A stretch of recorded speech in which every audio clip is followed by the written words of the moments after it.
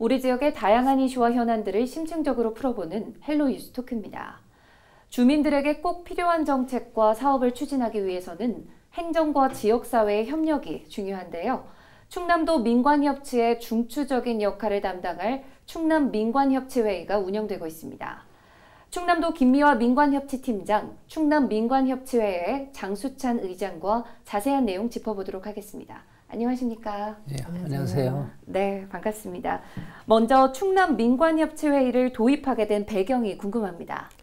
저희 민선 7기 충청남도는 더 행복한 충남, 대한민국의 중심을 비전으로 하여 모든 도정의 도민 참여를 확대하고 지역사회 풀뿌리 민주주의를 확대하기 위하여 도민이 주인되는 지방정부를 목표로 하고 있습니다.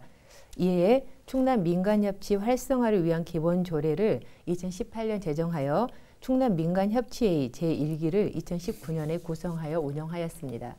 네, 의장님께서는 어떤 계기로 참여를 하게 되셨나요? 저는 원래 정치 사역하는 사람이기 때문에 지역 문제를 해결을 어떻게 할 거냐에 대해서 관심이 많았는데 그 가장 중요한 방법은 사실 사회적 협력입니다. 지역 단위든 광역 단위든 국가 단위에서 사회적 협력을 통해서 지역 문제를 해결하는 것이 좋겠다는 생각을 했고 제가 민선 5기 때부터 민관협치 추진단장으로 일을 하기 시작을 했어요. 그렇게 하면서 민관협치를 충남도가 우선적으로 좀 앞서가 보자 해가지고 이 제도들을 이렇게 구상하는데 초기부터 참여하게 되었습니다. 네. 이 최근에는 2기 위원들이 위촉이 됐고요. 또 본격적인 활동이 들어갔는데 초대 의장에 이어서 2기 의장으로 선출이 되셨어요. 소감과 각오도 궁금합니다. 충남도는 17개 광역시도 중에서 특히 광역도로 따지면은 민관협치 분야에서 선도적인 지역입니다. 가장 앞서가고 있고요. 저희처럼 조례를 가지고 있는 지역이 그렇게 많지 않습니다. 그래서 앞서가고 있는 지역이기 때문에 뭔가 새로운 실험들, 새로운 도전들을 조금 해봐야 된다고 생각이 들고요. 그래서 두 가지입니다. 하나는 제도 역량이라는 게 있고요. 그러니까 제도들을 잘 정비해가지고 그 주민들이 쉽게 정부에 접근할 수 있고 정부의 정보를 공유하고 정부 정책 결정 과정에 참여할 수 있게끔 하는 게 제도 역량이 하나 있고요. 그거하고 똑같이 다른 쪽이 뭔가 하면은 민간들의 역량입니다. 시민들의 사회적 역량, 말하자면은 뭐 참여 역량이라고 볼 수 있겠죠. 참여 역량이라고 그러면은 일단은 다양한 공익적 자발적 결사체들 이것들이 많아야 됩니다. 그 네트워크 자원들이 많고 그리고 실제로 공익적 문제를 이해하는 수준이 높아야 됩니다. 이것들이 그러니까 기본적으로 제도 역량하고 민간들의 역량을 동시적으로 올릴 수 있는 거 이것들을 새로 디자인을 잘 하고 이것들을 잘 지원해 주는 거 이것이 가장 핵심적인 사업이라고 보여집니다. 네, 소감과 각오 말씀해 주셨는데요. 충남민관협치회의는요, 구체적으로 어떻게 운영이 되는 걸까요? 충남민관협치회의는 그러니까 양승조 도지사님과 민관위원님 우리 장수찬 교수님이 공동의장으로 계시고요. 2명의 도의원을 포함하여서 총 30명으로 구성되었습니다. 대부분의 의원들은 공개 모집으로 선발하였고 운영위원회와 제도기반분과, 협치사업분과, 공동체분과 등 3개 분과를 운영을 하고 있습니다. 그 제도 기반 분과에서는 그 도정 전반의 민관협치 관련 제도와 정책들을 평가하고 자문하는 역할을 합니다. 협치 사업 분과에서는 민관협치 관련 사업들을 평가하고 자문하는 분과이며 공동체 분과에서는 공동체 관련 정책과 제도들을 살펴보고 자문하는 분과입니다. 연 2회 저희가 정기 회의를 개최를 하고 있고요. 분과별로 자율적인 분과 활동들을 진행을 하고 있습니다. 그렇군요. 의장님, 충남민관협치회 구체적으로 어떻게 운영이 되고 있을까요? 지금 말씀하신 대로 운영 내용은 그렇고요. 그러면은 저희들이 뭐를 하는가? 그러니까 기본적으로 민관협치와 관련된 모든 정책이나 이런 것들을 저희들이 직접 사업을 하는 그런 기구는 아닙니다. 그래서 예를 든다면 주민자치회가 있다. 그러면은 주민자치회가 민간 협치적 방식으로 진행돼야지 효과적이라고 보는데, 그러면 그것들을 하기 위해서 제도적인 것들이 어떻게 설계해야 되고 어떤 네트워크들이 필요하고 이것들을 지원하고 조정하고 협의해주는 그런 역할을 하는 거죠. 그게 기본 역할이라고 보면 됩니다. 그렇죠. 자, 민관협치회 운영 과정에서 가장 중요하다고 생각하는 부분 어떤 것들이 있을까요? 협치회의 운영에 있어서 이제 내실 있게 운영하기 위해서는 일상적으로 정보가 공유되고 소통하는 것이 가장 중요하다고 생각을 합니다. 이를 위해서 저희 충청남도 홈페이지 내에 위원회 관리 시스템을 만들어서 사전에 회의를 공지를 하고 또 회의 결과를 확인할 수 있도록 하고 있고요. SNS를 활용하여서 적극적으로 관련 정보를 공유하고자 노력하고 있습니다. 네, 여러 가지 시스템으로 이루어지고 있고요. 자, 의장님 어떤 부분이 운영 과정에서 중요할까요? 이제 각 분야들이 있지 않습니까? 이번 주민자치 분야, 뭐 마을 만들기 분야, 사회적 경제 뭐 이런 분야들이 있는데 이것들이 각기 나름대로 이게 다자간의 협의체입니다. 그러니까 정부 측, 전문가, 아니면 시민사회 활동가들 이런 사람들이 다자간의 협의를 하기 때문에 기본적으로 이 네트워크를 구성하게 되는데 이 네트워크를 움직이기 위해서는 가장 중요한 것이 사실은 소통과 신뢰의 문제입니다. 소통과 신뢰의 문제가 있고 네트워크를 움직이는 데 있어서 리더십하고 매니지먼트 스킬은 굉장히 결정적입니다. 그래서 이것들을 쌓아가고 있습니다. 저희들이 이제 지난 몇 년 동안 하면서 경험적으로 저희들이 사회적 학습 과정을 거치고 있는 거죠. 그렇게 하면서 신뢰 수준을 높이게 되면은 굉장히 빠른 속도로 정책 협의가 이루어질 수 있는 것 같아요. 그래서 그러면은 이 속도를 좀 빨리 해야 되잖아요. 사회적 학습의 속도를 빨리 하기 위해서는 뭘 해야 되나요? 소위 말하자면 현장에 경험하고 공무원 측도 현장에 경험하고 학습하고를 동시적으로 진행해야지 사회적 혁신이 빨리 일어나고요. 그 다음에 민간 쪽도 조금 그 정부에 대해서 좀 오픈되고 유연하고 이런 창조적인 어떤 접근 방식이 필요합니다. 서로 배우려고 그래야 돼요. 배우는 자세를 가지고 진지하게 소통하면은 빠른 속도로 사회적 협력을 민국 간이 만들어갈 수 있고 이거를 통해서 문제를 풀어야 된다는 거죠. 네, 소통과 신뢰의 중요성에 대해서 말씀을 해주셨고요. 실제 1기 운영 성과가 어땠는지도 궁금하거든요. 의장님은 어떻게 평가를 하십니까?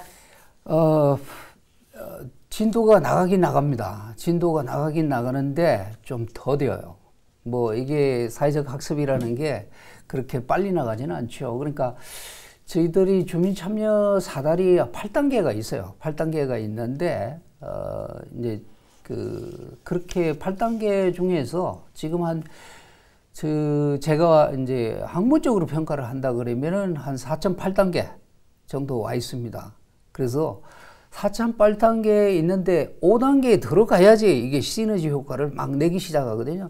사람들이 체감하기 시작합니다. 그러니까 진정한 민과 간이 파트너십으로 움직이는 단계인데 여기까지 가기 전에 어떤 문제들이 생기는가 하면은 피로감입니다. 양측의 피로감이 있죠. 기본적으로 정부 측에서 봐서는 아무래도 다자간의 정책 협의를 하다 보니까 정책이 지체되겠죠.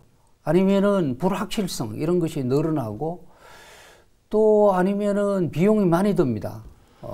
그동안에 전통적으로 해오던 관료주의적 방식으로 따지면은 효율성이 떨어지는 그런 측면이 있을 거예요. 그러다 보니까 정부 측에서는 약간의 피로감이 있는 거죠. 그러면 민간인들은 어떠냐? 민간인들은 이제 기회를 많이 줘서 갔습니다. 참여를 했는데 가보니까 이거 아직까지도 또 공무원들이 중심이 되는 것 같은 그런 소외감을 분명히 가지고 있어요. 그래서 민간인들은 자기들의 참여의 효능감을 직접적으로 느끼고 있는데 이제 느끼는 부분도 있지만은 또 그것이 안 되는 부분도 있단 말이에요. 그래서 민간인들의 피로감도 있는데 지금 현재 4.8단계에서 5단계를 들어가야지 실제적으로 민간 협치를 통한 정책적 효율성이나 이 시너지 효과가 나기 때문에 저는 지금의 요단강을 건너야 된다고 봅니다. 요단강을 건너야지 거기까지는 사회적 학습을 하는 것이고 사회적 학습의 효과는 현재도 나타나고 있다. 이렇게 믿습니다. 자, 그리고 위촉식과 함께 열린 첫 회의에서는요, 도민참여제도에 대한 논의를 진행한 걸로 알고 있습니다. 충남도의 도민참여제도 현황 어떤지도 궁금합니다. 지금 현재 충남도가 도입하고 있는 그 참여제도들은 도민참여예산제, 주민참여제한제도, 아니면 각종 정부위원회 제도, 그 다음에 도민감사관제, 도민ombudsman, 도민스포츠, 도민평가단, 뭐 주민자치 이런 등등이 있습니다. 이런 것들이 있는데 지금 현재 진행되고 있는 것들 중에서 굉장히 중요한 것들은 주민자치, 그 다음에 도민참여예산제 이런 것들이 있습니다. 특히 그 이제 그러니까 주민자치회는 주민자치위원회 제도로부터 주민자치회로 사실은 이전하고 있습니다. 저희들 국가 차원에서는 2022년도 내년도까지 모든 읍면동에 있는 주민자치위원회가 주민자치회로 전환을 해야 되는데 그래서 여기에 굉장히 그 충남도가 열정을 쏟아붓고 있습니다. 그래서 그것들을 우리 민간협치 쪽에서 어떻게 지원하고 제도적인 설계를 해주는가 이런 게 굉장히 중요하고요. 이것도 주민자치회하고 주민참여예산제 이것들의 이 제도들의 융복합 이런 것들도 굉장히 지금 관건적인 문제 중에 하나입니다. 그래야지 이것들이 사업들이 지역 단위에 갔을 때는 주민들에게는 이것들이 맞물려 돌아가야 되거든요. 그래야지 지역민들이 참여의 효율성 이런 것들을 느낄 수 있기 때문에 그런 부분에 어떤 지원들이 진행되어야 되는데 지금 가고는 있습니다만은 요소요소에 아직까지 제도적인 설계가 부족한 부분도 있고요. 좀 더 행정적인 지원이나 예산 지원이나 이런 것들이 필요한 부분들, 사람의 지원 이런 것들이 필요한 부분들이 지금 남아 있다고 보여집니다. 의장님, 그런데요, 사실 이러한 활동들을 지금 잘 모르시는 분들이 더 많거든요. 더 많은 도민들이 관련 활동에 관심을 갖도록 하는 것도 굉장히 중요할 것 같은데요. 어떤 부분이 보완되어야 할까요? 첫 번째는 도민들이 쉽게 접근할 수 있어야 되는데 이 접근을 하기 위해서는 하나는 ICT 기술이나 이런 거를 통해 가지고 굉장히 접근을 용이하게 만드는 게 하나가 있고요. 두 번째는 이 ICT 기술을 통해서 체계적으로 지금에 하고 있는 정보들을 충분히 공유할 필요가 있습니다. 아주 디테일하면서도 소위 말하자면은 체계적으로 시스템적으로 정보를 도민들하고 공유하는 방식을 개발해야 됩니다. 이 부분에 대한 그렇게 하려면은 사실은 굉장히 뭐 그래픽화된 어떤 말하자면은 홈페이지나 이런 것들을 구상을 해야 되는데 비용이 들어야 됩니다. 그리고 또 운영 비용도 들어야 되고 또 말하자면은 SNS 상에서 뭐 블로그나 페이스북이나 뭐 이런 다양한 ICT 기술들을 사용해서 사실은 개별 주민들에게 맞춤형의 접근 방식을 사용해야 됩니다. 그리고 그냥 옛날에는 수동적인 홍보 방식이라고 그러면은 좀 더 적극적인 홍보 방식을 사용하고요. 그리고 이 정보가 제대로 도달됐는지를 항상 일상적으로 확인하는 그런 시스템을 만드는 것이 굉장히 중요하다고 보여집니다. 네, 의장님께서는 이 적극적인 홍보를 강조해 주셨고요. 자, 팀장님은 어떻게 보시나요?